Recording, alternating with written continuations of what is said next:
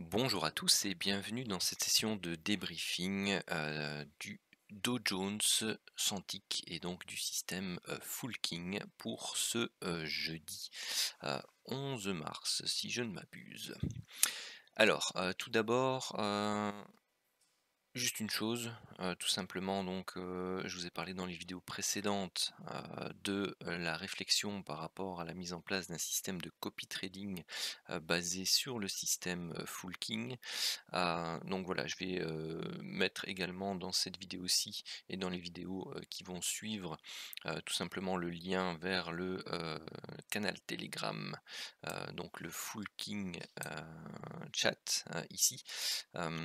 Et vous avez le sondage, les 2 sondages, pour tout simplement, les personnes qui sont intéressées afin que vous puissiez, donner votre avis déjà si, ça vous intéresse et donc si vous voulez éventuellement, «souscrire» entre guillemets, au projet et si c'est le cas, bah, tout simplement, donner, votre tranche, d'investissement potentiel afin que je puisse tout simplement établir le, budget sur lequel le copy trading pourrait fonctionner à terme, afin que je vois si, heu, pour moi c'est intéressant de, prendre le temps, de mettre ce projet en place et de, tout simplement, voir comment, m'organiser pour me dégager suffisamment de temps, hem, par rapport à mon activité professionnelle pour pouvoir, eh bien, tout simplement mettre en place un système de copy trading qui me permettrait de prendre, plus de positions que je le fais actuellement pour mon, capital privé, afin d'avoir un rendement, que j'essaierai d'amener entre 5 à 15 de manière, on va dire régulière, par mois. Donc ça c'est le projet de base. Après voilà, ça peut évoluer, mais, comme ça vous avez une information, déjà générale, là-dessus. Allez, commençons le débriefing du jour. Alors, regardons un peu ce qui s'est passé avant 9 heures. Donc les derniers plus hauts sont ici et ici. Est-ce que l'on avait un setup de divergence? Oui, setup de divergence de zone entre celui-là et celui-là.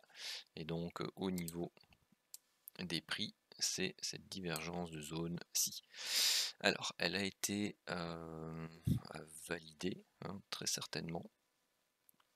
Au moins ici, donc en zone grisée, donc à 9 heures, on était en priorité baissière, donc on devait rechercher des trades à la vente suivant la méthode de base. Alors ici on voit que en début de journée, eh bien, tout se passe dans la zone grisée. Ici on est face à la priorité baissière, donc on ne pouvait pas entrer en position. Tout ça c'est en zone grisée, donc rien à faire. Le premier setup qui arrive c'est celui-ci. Est-ce qu'on était toujours... les prix à casser, c'était là, ils sont cassés seulement là-bas. Donc ici, avec la méthode, eh bien, tout simplement, si vous étiez entré en position là, vous avez ici le zigzag, et puis voilà, quand on vient exploser ici, on s'en va, hein, parce que vous êtes face ici à une impulsion, correction, impulsion, latéralisation, impulsion. D'ailleurs, si je me trompe pas, faut juste que je vérifie. Une chose, oui c'est ça, c'est mon point d'entrée ici à l'achat. Donc je vais vous le montrer là. Hop, c'est mon point d'entrée ici à l'achat, donc aux alentours des, 15h50, 16h, donc autour des 32 451. Donc ici, hop, 32 451. En fait, moi, je suis rentré, au break de cette zone de consolidation. Tout simplement pourquoi?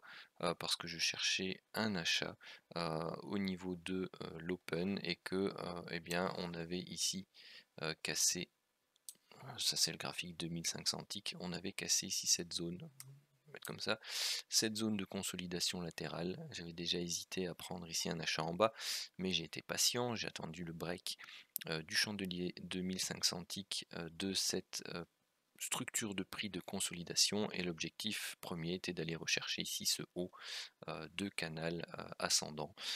C'est là où j'ai pris 50% de ma position de mes bénéfices. Je me suis mis à BE, on est passé tout juste, on n'a pas été stoppé à BE et puis ensuite on est venu perforer. Bon, ici je vois qu'on corrige quand même pas mal. Bon, bah, le solde, il est ce qu'il est, je le laisse.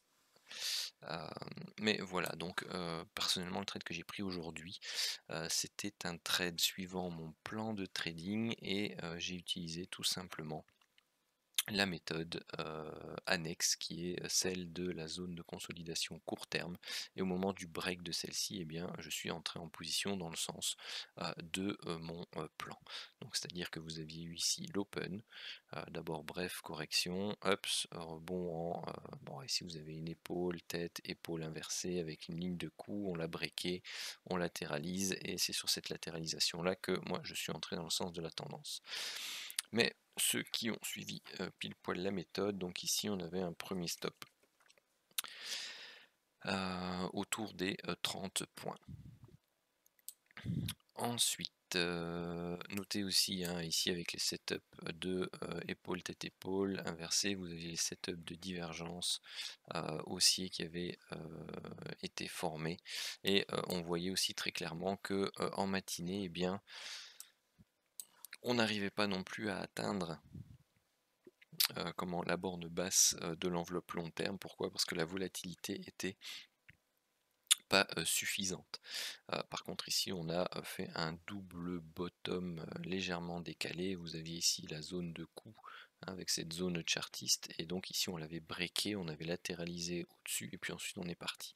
Donc moi c'est cette analyse là en fait qui m'a fait rechercher plutôt un achat au break de cette zone plutôt que de prendre ici la vente que j'avais observé du système Full King.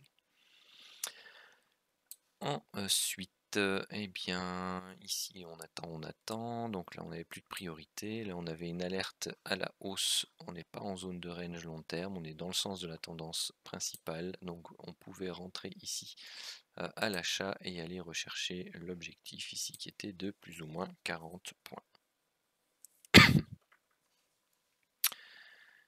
Ensuite, les alertes divergence qui se trouvent ici n'ont jamais été validées, puisque vous aviez ici la ligne de tendance principale, la diagonale ascendante principale, vous aviez des mèches, des petits chandeliers, et on n'a jamais eu de break de la ligne de tendance court terme ici en orange.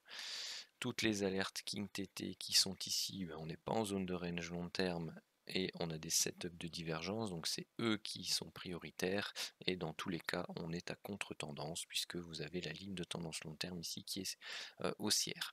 Alors dans ces cas-là, quand vous voyez une tendance qui est en train de prendre forme, visionnez la vidéo sur les ranges court terme. Donc voilà, ici vous aviez une petite consolidation, vous aviez un break, vous pouviez entrer. Vous aviez ici une structure de consolidation, bon celle-ci est un peu trop courte, celle-ci était plus intéressante, vous aviez une belle structure de consolidation, vous aviez le break, vous pouviez entrer en position à l'achat, et ainsi de suite, puisque vous aviez la ligne de tendance principale qui se trouvait, enfin pardon, l'oblique principal qui se trouvait ici. Là, il n'y avait pas de setup de divergence, donc le break ne servait à rien. Donc on adaptait ici notre ligne, notre oblique pardon, principal. Ici, vous aviez un setup, non, pas encore. Donc là, on n'a rien. Là, vous aviez un setup de divergence, la validation se faisait en zone grisée. Ici, nouveau setup de divergence, mais cette fois-ci visuel. Ici, validation en zone grisée. Donc, et ensuite, on retombe en zone grisée. Avec une volatilité qui de nouveau est plus faible, donc on n'a pas pu entrer en position. Ici non plus, et au final donc on a toujours le sens de priorité baissier par contre, puisque la validation s'était faite ici au niveau dans la zone grisée, donc on pouvait pas prendre position, mais le sens de priorité était baissier. Il était baissier jusque ici, plus 15 chandeliers. Donc on avait éventuellement un setup de divergence à l'achat ici. Donc on pouvait, donc là il fait 8, donc c'est un peu trop court. Pour rappel, il faut au minimum 10 et 10 au niveau du corps, pas juste au niveau de la taille du chandelier. Donc là ensuite ce sont des petites bougies, hop hop. Donc au final il n'y a pas réellement de validation non plus, hein, parce que ici vous voyez c'est à peine briqué, il n'y a pas la zone ici de résistance du précédent plus haut qui a été cassé, et puis ensuite on bute sur la ligne de tendance court terme. Donc en fait, voilà, c'était une journée très courte, il n'y avait pas grand chose à faire effectivement. 2 trades possibles suivant la méthode, et donc le bilan va être vite fait, hein. On a moins 30 et 40, ça fait plus 10. Un trade gagnant, un trade perdant, aucun BE et pas d'objectif 2 atteint. Enfin pas de trade non plus pour aller rechercher des objectifs 2. Donc non, c'est des 10 aussi. Hop. Voilà, je vais passer à la bonne journée. Hop. Voilà, journée très courte.